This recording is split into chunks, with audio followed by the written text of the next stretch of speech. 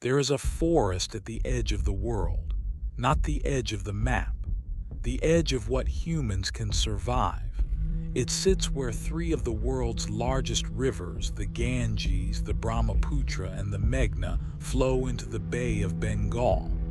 25,000 square kilometers of mangrove, saltwater, tidal mud, and ancient darkness. The locals call it Sundarbans, the beautiful forest. But the people who live beside it, the fishermen, honey collectors, and woodcutters who enter it every single day knowing they might not come back, they don't call it beautiful. They call it alive. Not alive like a forest. Alive like something that watches you. Alive like something that decides whether you leave or stay. Forever. This part never makes it into the textbooks. To understand the Sundarbans, you have to know what kind of place it actually is. The tides here rise and fall twice a day. Hundreds of kilometers of forest disappear completely underwater and reappear a few hours later. Islands form overnight. Islands vanish by morning. The ground shifts constantly beneath your feet. There are virtually no freshwater sources. The tigers here have evolved to drink salt water because there is nothing else. Those tigers.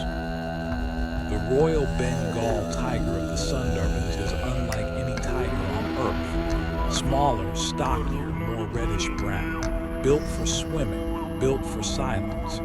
One tiger known locally as Nantu was said to take one human being every single month. With such perfect stealth that people standing just a few feet away would only notice when someone had simply vanished. He would swim their bodies through salt water, drag them across muddy shores, in complete silence. No struggle heard, no cry, just gone.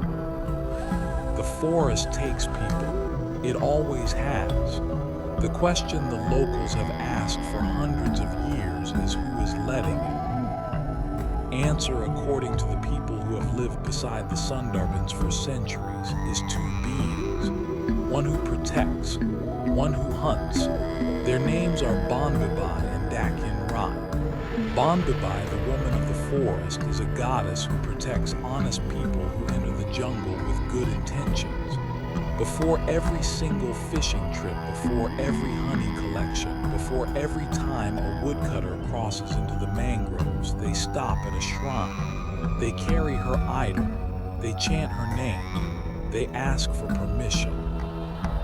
Not from the government, not from the forest department, from Bonbibi, because without her blessing, the forest will take you. And then there is Dakkhin, Lord of the South, ruler of the tigers, a demon king who commands every animal, every current, and every shadow in the deep forest. He is not exactly evil. He is something older than evil. He tests. Dakkhin hunts the greedy, the ones who take more than they need, the ones who enter the forest thinking of profit rather than respect.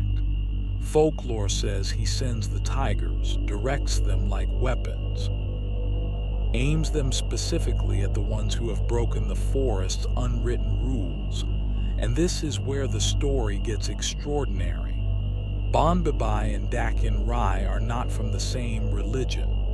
Bonbibi's story comes from Islamic tradition, Dakkhin from Hindu mythology.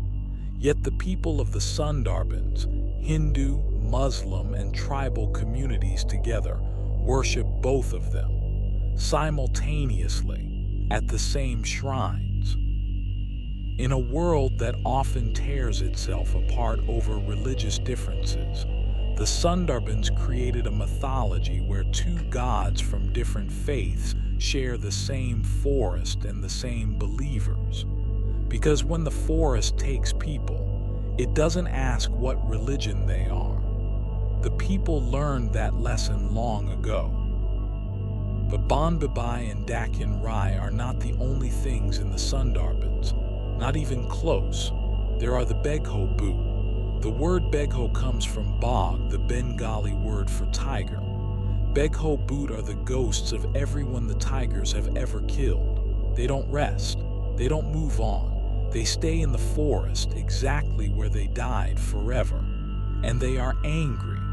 Local accounts describe them hiding among the mangrove roots, waiting in the dark water, watching from the shadows between the trees. They mimic tiger roars to drive people deeper into the forest, away from safety, toward the places where other tigers wait. They don't kill directly. They guide. They are the forest's lure. The thing that makes a fisherman turn left instead of right. The voice that sounds familiar from just a little deeper inside the trees. Come here, just a little further. The Sundarbans has been taking people for as long as anyone can remember. The Begho Bhoot are the record of everyone it has ever taken. Growing. Always growing. And then there are the Aleya, strange lights that appear over the marsh water at night. Fishermen have reported them for centuries. Glowing orbs floating just above the surface, moving, shifting, leading boats away from safe channels and into the places where the water swallows everything. Modern science calls it marsh gas, methane igniting over decaying organic matter. The fishermen of the Sundarbans have a different explanation. The Aleya are the ghosts of fishermen who drowned in these exact waters. They are not trying to rescue you. They are lonely. They want company, and they will lure you into the dark water to get it. Before fishing trips, the Kosti and Mana fishing communities perform a ritual called Atoshi Taran, specifically to protect themselves from the Aleya. Not superstition, not entertainment, survival practice, passed down for generations because the alternative was drowning in a dark tidal river following a light that was never really there. Here is what makes the Sundarbans different from every other mythological landscape. It is not ancient. The people disappearing that is happening right now. Tigers still take people. The forest still swallows fishermen. Boats still vanish in the tidal channels.